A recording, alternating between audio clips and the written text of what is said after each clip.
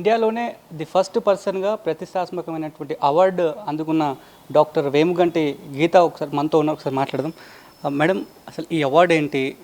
ఇండియాలోనే ఈ జర్నీలో ఫస్ట్గా అవార్డు రావడం, సో ఈ అవార్డు గురించి ఒకసారి చెప్పండి. ఈ అవార్డు ఏంటి అంటే association for research in vision and ophthalmology అనేది ఒకటి ప్రొఫెషనల్ అసోసియేషన్ ఉంది. అండ్ దాంట్లో చాలా అవార్డ్స్ ఉంటాయి. ఈ వైసెన్ఫెల్డ్ అవార్డ్ అనేది it is given to out standing research చేసిన వాళ్లకు, విజన్ ఆఫ్థల్మాలజీలో రీసెర్చ్ చేసిన వాళ్లకు ఇస్తారు. నామినేషన్ చేస్తారు మన పబ్లికేషన్స్ బేసిస్ మీద. వాళ్ళు రెఫర్ చేస్తే ఒక అవార్డ్ కమిటీ ఉంటుంది, వాళ్ళు సెలెక్ట్ చేస్తారు.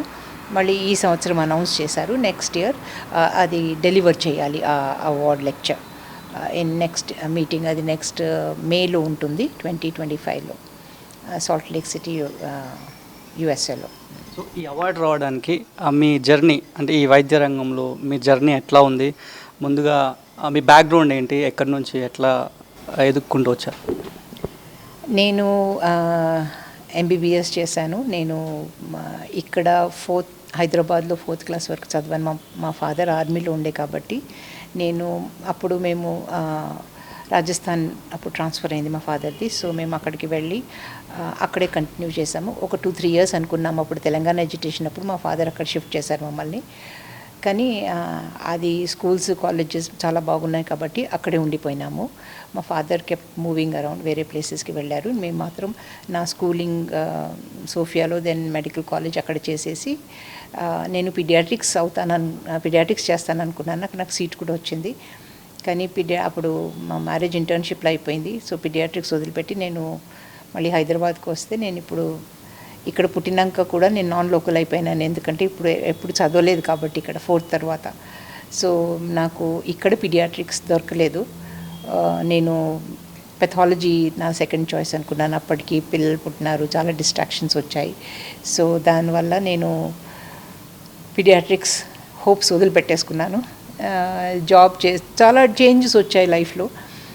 సో అప్పుడు నేను పెథాలజీ చేసి, మళ్ళీ నాకు టర్నింగ్ పాయింట్ పెథాలజీ నేను నిమ్స్లో చేశాను. ఉస్మానియాలో డిప్లొమా చేసి ఎండి నిజామ్స్లో చేశాను. అక్కడ మాత్రం నాకు టర్నింగ్ పాయింట్ ఏంటి అంటే, విదిన్ పెథాలజీ ఒక వేరే స్పెషలైజేషన్ ఉంటుంది, ఐ పెథాలజీ అని. అది నాకు ఎల్వి ప్రసాద్లో డాక్టర్ జిఎన్ రావు అండ్ నిమ్స్లో ప్రొఫెసర్ రత్నాకర్, వీళ్ళిద్దరు కలిసి నా థీసిస్ అంతా ఐ పెథాలజీ మీద గైడ్ చేశారు. సో అది చాలా ఇట్ మేడ్ అ డిఫరెన్స్. దాని తర్వాత మళ్ళీ చిన్నపిల్లలు కాబట్టి నేను రొటీన్ డయాగ్నోస్టిక్స్కి వెళ్ళాను 5 ఇయర్స్ డాక్టర్ కాకర్ల సుబ్బారావు కింద మెడ్విన్లో.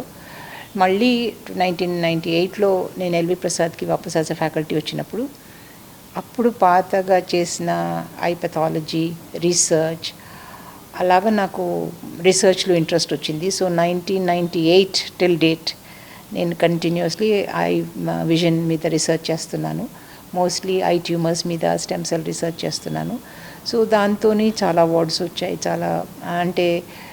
చాలా రివార్డింగ్ రీసెర్చ్ అది. ఎందుకు అని అంటే స్టెమ్ సెల్ వర్క్ ఏదైతే చేశామో అది పేషెంట్స్కి డైరెక్ట్లీ యూజ్ అయింది కాబట్టి అది చాలా రివార్డింగ్. మోర్ దెన్ నేను ఎల్వి ప్రసాద్ వదిలిపెట్టినప్పుడు ఆల్మోస్ట్ మోర్ దెన్ 1000 పేషెంట్స్ని ట్రీట్ చేశాము. నేను, మా కొలీగ్ వీరేంద్ర సాంగ్వాన్ అని మాకు ఒక టీం ఉండేది. సో ఈ జర్నీ చాలా రివార్డింగ్ ఉంటుందండి.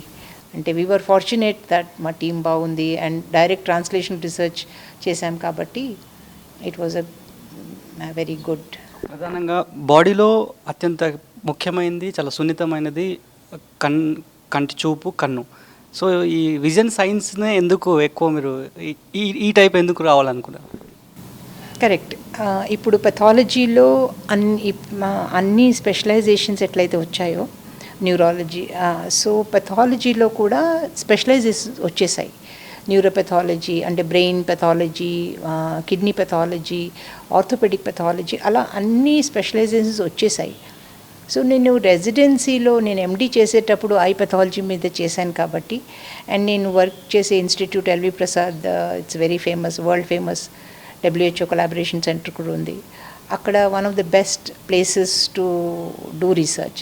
కాబట్టి నాకు రైట్ టైం రైట్ ప్లేస్లో ఉన్నాను కాబట్టి రీసెర్చ్ చాలా ఉంది. ఐ రీసెర్చ్ స్పెసిఫిక్లీ నేను ఐ రీసెర్చ్ చేయాలని ఎప్పుడు అనుకోలేదు. కానీ పెథాలజీకి బ్రాంచ్ అవుట్ అయినాను, మళ్ళీ ఐ పెథాలజీకి బ్రాంచ్ అవుట్ అయినాను కాబట్టి అది ఐ రీసెర్చ్ ఐ ఇన్స్టిట్యూట్లో పనిచేస్తున్నాను కాబట్టి everything fell in to place అట్లా. బట్ ఒక రీసెర్చ్ చేయాలంటే అంటే ఒక క్రైటీరియా కానీ ఏమన్నా క్వాలిఫికేషన్స్ అంటే బేసిక్గా కానీ ఏమన్నా ఉంటాయా మేడం ప్రధానంగా? సో మెడిసిన్ చేసి వచ్చిన వాళ్ళు ఎండి తర్వాత దే కెన్ డూ రీసెర్చ్. మన పబ్లికేషన్స్ పిహెచ్డి కూడా చేయొచ్చు. వేరే విధంగా వస్తే bachelors, masters in science, then PhD, then research చేస్తుంటారు. సో రీసెర్చ్ ఎవరైనా చేయొచ్చు. క్లినికల్ రీసెర్చ్ చేస్తారా, ప్రీ క్లినికల్ రీసెర్చ్ ఉంటుంది, బేసిక్ రీసెర్చ్ ఉంటుంది, క్లినికల్ రీసెర్చ్ ఉంటుంది. సో ఎవరి క్వాలిఫికేషన్ ప్రకారంగా ఆ ఏరియాలో రీసెర్చ్ చేస్తారు. రీసెర్చ్ ఎప్పుడైనా ఒక పర్సన్ కాదు, ఒక టీం ఉంటుంది. అన్ని తీర్ల క్వాలిఫికేషన్స్ ఉన్నవాళ్ళు ఉంటారు, అన్ని తీర్ల ఎక్స్పర్టీస్ ఉన్నవాళ్ళు ఉంటారు ఆ టీంలో. సో అలాగా. సో మీరు ఇప్పటివరకు చేసిన రీసెర్చ్లో ఎంతమంది భాగస్వాములు అయినారు? సో రీసెర్చ్ అంటే నాట్ ఏ జోక్, ఫండింగ్ కూడా అవసరం, డబ్బుతో కూడుకున్నటువంటి అంశం.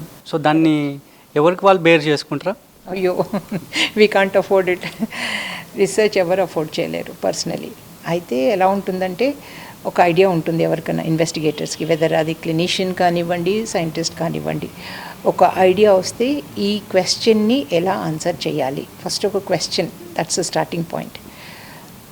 ఈ క్వశ్చన్ ఎలా అడ్రస్ చేస్తామని అంటే ఈ ఎక్స్పెరిమెంట్స్ చేసి we will try to prove ఇది అవునా కాదా అది ఆన్సర్ చేయడానికి ఒక ప్లాన్ చేస్తాం. ప్లాన్ చేసేసి ఇది ఎగ్జిక్యూట్ చేయడానికి ఎంత డబ్బులు కావాలి, ఎంత మనీ కావాలి, ఎంత కన్స్యూమబుల్స్ కావాలి అనేది ఒక బడ్జెట్ ప్రిపేర్ చేస్తాం. అది దాంట్లో బడ్జెట్లో అన్ని ఓవర్ హెడ్స్ అంటే అన్నీ ఆల్రెడీ స్ప్లిట్ ఒక ప్యాటర్న్ ఉంటుంది. అవన్నీ ఫిల్ చేసేసి అప్పుడు మేము గ్రాంటింగ్ ఏజెన్సీస్కి అప్లై చేస్తాం. ఎట్లయితే మనం కాంపిటేటివ్ ఎగ్జామ్స్ రాస్తామో అలాగే మేము కూడా ప్రాజెక్ట్స్ తీసుకొని ఫండింగ్ ఏజెన్సీకి అప్లై చేస్తాం. అది కూడా కాంపిటేటివ్ ఉంటుంది. అక్కడ అప్లై చేస్తే వాళ్ళు స్క్రీన్ చేస్తారు. అప్పుడప్పుడు 2 లెవెల్ స్క్రీనింగ్ ఉంటుంది, అప్పుడప్పుడు 3 లెవెల్ స్క్రీనింగ్ ఉంటుంది. సో వాళ్ళంతా చేసిన తర్వాత మా ప్రాజెక్ట్ అయిన తర్వాత అప్పుడు మాకు దే శాంక్షన్ అస్ బడ్జెట్ రాగానే ఏ ఇన్స్టిట్యూట్లో పనిచేస్తున్నామో ఆ బడ్జెట్ ఇన్స్టిట్యూట్కి ఇస్తారు. ఆ ఇన్స్టిట్యూట్ మాకు ఇస్తుంది. సో దాంట్లో మ్యాన్ పవర్ ఉంటుంది, ఎక్విప్మెంట్ మనీ ఉంటుంది, కన్జ్యూమబుల్స్ మనీ ఉంటుంది. సో అలాగా మేమంతా 3 years, యూజువలీ 3 years ఉంటుంది ప్రాజెక్ట్. అది ఎగ్జిక్యూట్ చేసేసి దాంట్లో వచ్చిన రిజల్ట్స్ మేము పబ్లిష్ చేస్తాం. సో అట్లా అది విషస్ సైకిల్. ఒక ప్రాజెక్ట్ అయ్యే లోపల ఇంకో 2 రాసుకుంటాం, ఇంకో క్వశ్చన్ వచ్చేస్తుంది. సో యాజ్ లాంగ్ యాజ్ మనం ఈ ఫీల్డ్లో ఉన్నప్పుడు ఒక సక్సెస్ ఈజ్ అబౌట్ 50 to 80% అనుకోండి. ఇప్పటివరకు I was successful, very good. పని ఇప్పుడు కొంచెం కాంపిటీషన్ ఎక్కువైపోయింది రీసెర్చ్లో. సో కాబట్టి గ్రాంటింగ్ ఏజెన్సీస్ మనం పెట్టగానే వాళ్ళు ఇవ్వాలని ఏం లేదు. సో ఒక ప్రాజెక్ట్ మేము 2-3 అది అక్కడి నుంచి రిజెక్ట్ అయితే ఇంకో ప్లేస్ పంపిస్తాము, ఇంకొకటి. So at least 2 to 3 projects active ఉంటేనే మా రీసెర్చ్ అవుతుంది, ఫండింగ్ రావాలి. ఎంత ఖర్చు అవుతుంది మేడం ఓన్లీ అంటే maximum? Probably there is no maximum limit అండి. సో ప్రాజెక్ట్స్ ఎలా ఉంటాయి అని అంటే my first projects was maybe about 10 lakhs. ఇప్పుడు the highest was about 5 to 6 crores. So depends ఏం చేస్తున్నాము మనం. ఒక అంటే దాన్ని వ్యాలిడేట్ చేయాలి మనము. ఎక్కువ ఎక్విప్మెంట్ కావాలి అని అనుకుంటే మన బడ్జెట్ పెరిగిపోతుంది ఎక్కువ. So type of the experiments మీద మనం బడ్జెట్ చేస్తాం. సో అలాగా నాది maximum 5 to 6 crores. But suppose కొంతమంది క్లినికల్ రీసెర్చ్లో డివైస్ చేస్తారు, వాళ్ళకు 150 crores ఎంతనో ఉండొచ్చు. సో దాంట్లో కంపెనీస్ కొంతమంది ఇన్వాల్వ్ ఉంటారు. So that is a clinical product based research. So అది ఆ లెవెల్ వేరు. So usually funding agencies 1 crores కంటే కింద ఉన్నది ఒకలాగా ట్రీట్ చేస్తారు, అబవ్ 1 crore ఒక లెవెల్ ఆఫ్ స్క్రూటినీ అవుతుంది, అలాగుంటాయి. ఇంకోటి రీసెర్చ్ స్టార్ట్ అయిన తర్వాత అంటే లిమిటేషన్ ఏమైనా ఉంటుందా? ఈ గ్యాప్లోనే ఫినిష్ చేయాలి అట్లా లిమిటేషన్ ఉంటుందా target? It's always time bound. Time bound అంటే 3 years. మీరు చేసిన ప్రాజెక్ట్లో ఎంత టైం పట్టింది, ఎన్ని ఇయర్స్? నేను 2000లో ఫస్ట్ గ్రాంట్ అప్లై చేశానండి. సో అది 3 years. దెన్ దాని తర్వాత ఎక్స్టెండెడ్ గ్రాంట్ అడిగాము అట్లా. సో ఆ గ్రాంట్ 3 years ఉంటుంది. దాంట్లో వచ్చిన రిజల్ట్స్ ప్రకారంగా ఇంకొక గ్రాంట్ అప్లై చేస్తాము. ఇంకొక రీసెర్చ్ చేస్తే ఇంకొకటి కొన్ని ఉంటాయంటే రిక్వెస్ట్ ఫర్ అప్లికేషన్ అని వస్తుంది. సో వాళ్ళు అప్లై చేయమంటే మేము అలా చేస్తాం. So 3 to 5 years is the fact. 5 years is the maximum period when the funding agency gives you money. దాని తర్వాత అది అయిపోతుంది, మనం దాన్ని utilisation certificate, statement of expenditure submit చేయాలి, అది క్లోజ్ చేసేసేయాలి. దాని పబ్లికేషన్స్ ఏమేమైనాయో దాన్ని రిపోర్ట్ ఇస్తాము, మళ్ళీ తర్వాత ఇంకొకటి చేస్తాము. సో ఇట్స్ అది కంటిన్యూస్ ప్రాసెస్. సో ఈ రీసెర్చ్ చేస్తూనే ఇంకా మీరు ఏమైనా చేస్తున్నారా, లేదంటే ప్రాక్టీస్ కానీ, లేదంటే? సో ఎల్వి ప్రసాద్లో ఉన్నప్పుడు నేను డయాగ్నోస్టిక్ పెథాలజీ చేసేది. I was heading both the eye pathology and stem cell research రెండు చేసేది. నాకు 2010లో యూనివర్సిటీ ఆఫ్ హైదరాబాద్లో ఇన్వైట్ చేశారు. ఇక్కడికి వచ్చినప్పటి నుంచి నేను I been in the administrative as a dean for many years. So ఇక్కడ అడ్మినిస్ట్రేటివ్ రోల్ ఉంది, టీచింగ్ రోల్ ఉంది, ప్లస్ రీసెర్చ్. సో రీసెర్చ్ అంటే along with the research we also guide PhD students. So నాకు ఆల్మోస్ట్ ఇప్పుడు 10 PhD students I have guided. Now ఇంకా 3 more are there before ఇంకా నా retirement కంటే ముందు వాళ్ళు కూడా అయిపోయి సబ్మిట్ చేయాలి. సో టోటల్ మేబీ కెరియర్లో 13 PhD స్టూడెంట్స్ని గైడ్ చేశాను నేను. ఏంటంటే మీరు హైదరాబాద్ యూనివర్సిటీలో కూడా డీన్గా చేస్తున్నారు. సో అటువైపు ఎట్లా ఉంది? క్లినికల్ ఇన్స్టిట్యూట్స్లో వర్క్ ప్రొఫైల్ డిఫరెంట్గా ఉంటుంది. అది పేషెంట్ ఓరియంటెడ్ ఉంటుంది, డయాగ్నోస్టిక్ ఉంటుంది, అది కొంచెం మోర్ ఇంటెన్స్ ఉంటుంది, పేషెంట్ క్లినికల్ ఓరియంటెడ్ ఉంటుంది. యూనివర్సిటీలో డైవర్సిటీ ఎక్కువ ఉన్నది. సో వేరే డిఫరెంట్ స్కూల్స్ ఉన్నాయి, social sciences, economics, life sciences, chemistry, so about 12 schools ఉన్నాయి. సో డైవర్సిటీలో మనకు మన ఏరియాలో పనిచేయడం అందరిది సేమ్ ఏరియా ఉండదు, చాలా వేరియేషన్ ఉంటుంది. కానీ స్టిల్ మనకు హెల్ప్ చేసే వాళ్ళు కొంతమంది ఉంటారు. So they very helpful. మాకు అడ్వాంటేజ్ ఏంటి అంటే ఇక్కడ వైడర్ రేంజ్ ఆఫ్ రీసెర్చ్ చేయొచ్చు, వైడర్ స్కోప్ ఉంటుంది, వైడర్ క్యాన్వస్ ఉంటుంది. బట్ సేమ్ ఫీల్డ్లో చేసేవాళ్ళు తక్కువ ఉంటారు, ఎవరిది వాళ్ళదే ఉంటుంది నీష్ ఏరియాస్.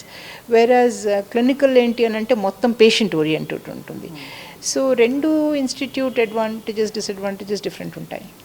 సో ఇప్పుడు మీరు చేసే రీసెర్చ్ పలానా దాని గురించి రీసెర్చ్ చేస్తున్నామని సింప్లిఫై చేసి జనాలకు చెప్పాలంటే సింప్లిఫై చేసి ఎట్లా చెప్తారు? ఇది ఎట్లా చెప్పాలి అని అంటే మూల కణాలను ఉంటాయి. సీడ్ సాయిల్ కాన్సెప్ట్ అందరికీ అర్థమవుతుంది. సో ఎట్లయితే సీడ్ గ్రో అయ్యి సీడ్కి గ్రో చేయడానికి సాయిల్ ఎలా కావాలో మన బాడీలో కూడా కొన్ని స్టెమ్ సెల్స్ ఉంటాయి, వాటికి కూడా ఒక ఎన్వైరన్మెంట్ ఉండాలి సాయిల్ లాగా. సో మన ఎంటైర్ బాడీ ఒక సెల్ నుంచే వచ్చింది, దాన్ని జైగోట్ అంటాము. 1 మేల్ అండ్ 1 ఫీమేల్ కాంపోనెంట్ ఒక సెల్ నుంచి వచ్చాం. ఒక్క సెల్ నుంచి ఇంత పెద్ద బాడీ తయారవుతుంది. సో కానీ మనము ఆ సెల్ దగ్గరికి వెళ్ళలేము. That is called embryonic stem cell. Embryonic stem సెల్లో పనిచేయాలంటే అది రీసెర్చ్ వేరే, అది ఎథికల్ ఇష్యూస్ ఉంటాయి. అది మన మొత్తం బాడీలో కొన్ని ఏరియాస్లో ఇంకా స్టెమ్ సెల్స్ ఉన్నాయి. ఎలా అంటే ఇప్పుడు మన స్కిన్ గ్రో అవుతుంటుంది, బ్లడ్ సెల్స్ గ్రో అవుతాయి. అది మనము continues as long as we are alive those cells will grow. దాంట్లో స్టెమ్ సెల్స్ చాలా ఉంటాయి. కొన్ని సెల్స్ ఎప్పుడు డివైడ్ కావు. మనకు కిడ్నీ, బ్రెయిన్, హార్ట్ ఇది గ్రో కాదు. సో దాని దగ్గర స్టెమ్ సెల్స్ ఉన్నాయి కూడా, అది మళ్ళీ గ్రో కాదు లైఫ్లో, అందుకని ట్రాన్స్ప్లాంటేషన్స్ చేస్తారు. ఈ రెండింటి మధ్యలో కొన్ని సెల్స్ ఉంటాయి ఏంటి అంటే అవసరం ఉన్నప్పుడు గ్రో అవుతాయి. మనకు స్కిన్ కట్ అయినప్పుడు, లివర్ డ్యామేజ్ అయినప్పుడు, బోన్ రీజనరేట్ అయినప్పుడు. సో ఈ వాళ్ళ గ్రో చేసే పొటెన్షియల్ బట్టి వాళ్ళని వేరే వేరే మూలకణాలు అంటారు. ఇది సో ఎక్కడెక్కడ గ్రో చేయొచ్చు ఆ సెల్స్ తీసుకొని ఆ పార్ట్ని మనము మళ్ళీ రీజనరేట్ చేయొచ్చు. సో స్టెమ్ సెల్ ఏంటి అంటే ఆ మూల కణాలు ఎలా గ్రో అవుతాయి, వాటికి ఏం కావాలి, అది మనం బయట ల్యాబ్లో తయారు చేసేసి మళ్ళీ పేషెంట్ని ట్రీట్ చేయడానికి వాడొచ్చా అని రీసెర్చ్ మొత్తం అంతా, ఇదంతా స్టెమ్ సెల్ రీసెర్చ్ అంటారండి. సో అది నేను కంటి లోపల ఈ పై పొర ఉంటుంది కదా, ఆ పై పొర కెమికల్ ఇంజురీస్ పడితే డ్యామేజ్ అవుతుంది కదా, అది ఎలా ట్రీట్ చేయాలి అనేది, అది మా టీమ్ ఆన్సర్ దట్ క్వశ్చన్. ఒక సొల్యూషన్ చెప్పాము, ఇలా గ్రో చేయొచ్చు. అది ఆ పేషెంట్కి వాడాము. పేషెంట్ ఓన్ సెల్స్, ఫీటర్స్ నుంచి కాదు, ఎంబ్రియో నుంచి కాదు, ఒక పార్ట్ ఆఫ్ ఐ నుంచి తీసుకొని దాన్ని గ్రో చేసేసి ఇంకో పార్ట్కి ఇస్తాం. సో ఇది అడల్ట్ స్టెమ్ సెల్ థెరపీ. ఒకటి ఫీటల్ స్టెమ్ సెల్స్ అంటారు, ఒకటి ఎంబ్రియానిక్ స్టెమ్ సెల్స్ అంటారు. సో మూల కణాలు కూడా డిఫరెంట్ టైప్స్ ఉంటాయి. సో మేము చేసే రీసెర్చ్ అంతా అడల్ట్ స్టెమ్ సెల్స్ మీద. ఇంకొక type of research cancer. So cancer ఎందుకు అవుతుంది, దాన్ని కీమోథెరపీ ఇచ్చిన తర్వాత కూడా మళ్ళీ ఎందుకు వస్తున్నది, అది కూడా కారణం మేము స్టెమ్ సెల్స్తోనే ఎక్స్ప్లెయిన్ చేశాం. దాంట్లో ఉన్న క్యాన్సర్ స్టెమ్ సెల్స్ మనం ఏం కీమోథెరపీ ఇచ్చినా ఏం రేడియేషన్ ఇచ్చినా కూడా అది ఉండిపోతుంది. అది it's like under bunker enemy, పైనంతా డ్యామేజ్ అవుతుంది కానీ అది లోపల కింద ఎనిమీ అట్లనే ఉంటుంది. అది మళ్ళీ బయటకు వచ్చి ఇంకో ట్యూమర్ చేస్తుంది. సో మేము ఆ కింద ఉన్న దాచుకున్న క్యాన్సర్ స్టెమ్ సెల్స్ని ఎలా బయటికి తీయాలి, దాన్ని ఎలా అటాక్ చేయాలి అని, ఎలా టార్గెట్ చేయాలి అని ఒక టైప్ ఆఫ్ రీసెర్చ్ చేస్తున్నాం మేము.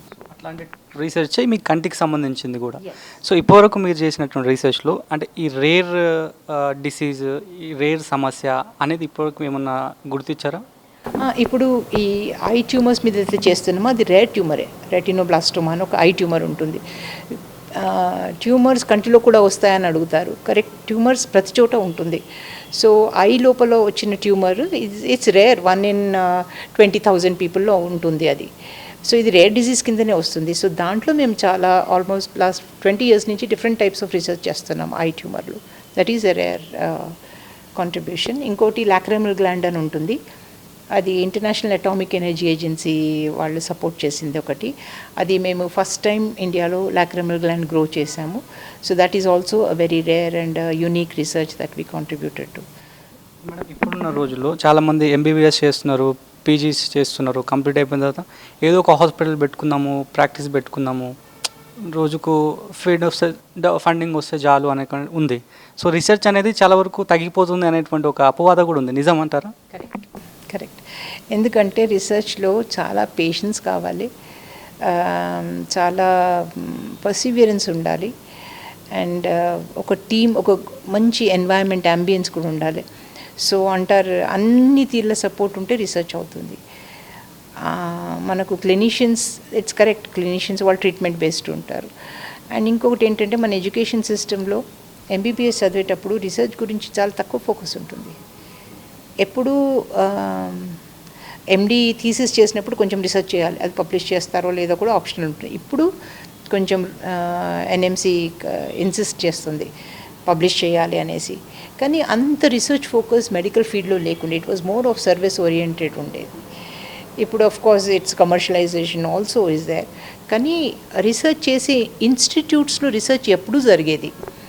ఇప్పుడు కొన్ని eye research, heart research, kidney research అన్నీ కొంచెం ఇన్స్టిట్యూట్ బేస్డ్ అయితే సపోర్ట్ చేయగలుగుతారు.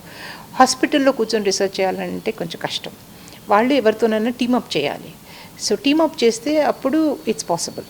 సో రీసెర్చ్కి డెస్టినీ ఉంటుంది. సో ఎండింగ్ పాయింట్ ఉంటుందంటారా? ఈ విజన్ సైన్స్ మీరు తీసుకున్న దాంట్లో ఎండింగ్ పాయింట్ ఉంటుందంటారా? There's no end.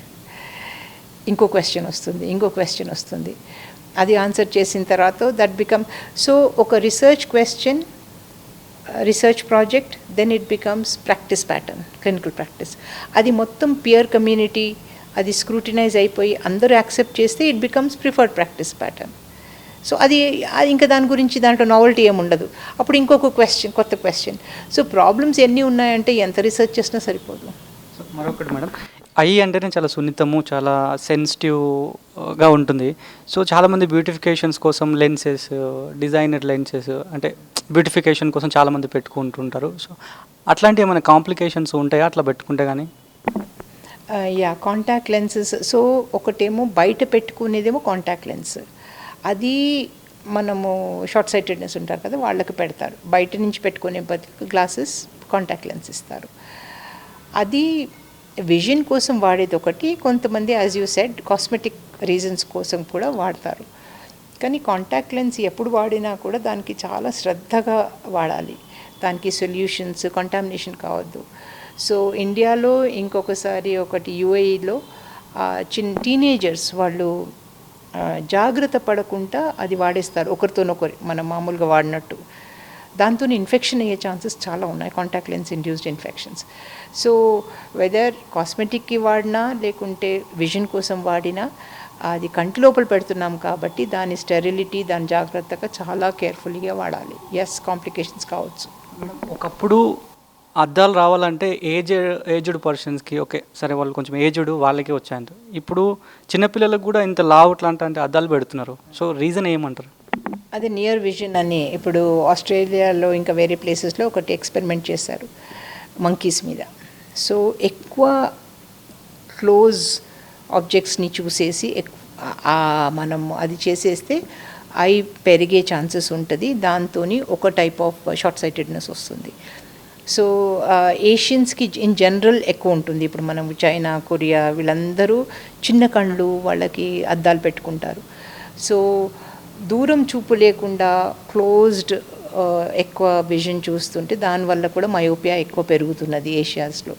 So myopia, under corrected myopia అంటే షార్ట్ సైటెడ్నెస్ కరెక్ట్ చేయకుండా ఎంతోమంది తక్కువ విజన్తో సఫర్ అవుతున్నారు చిల్డ్రన్.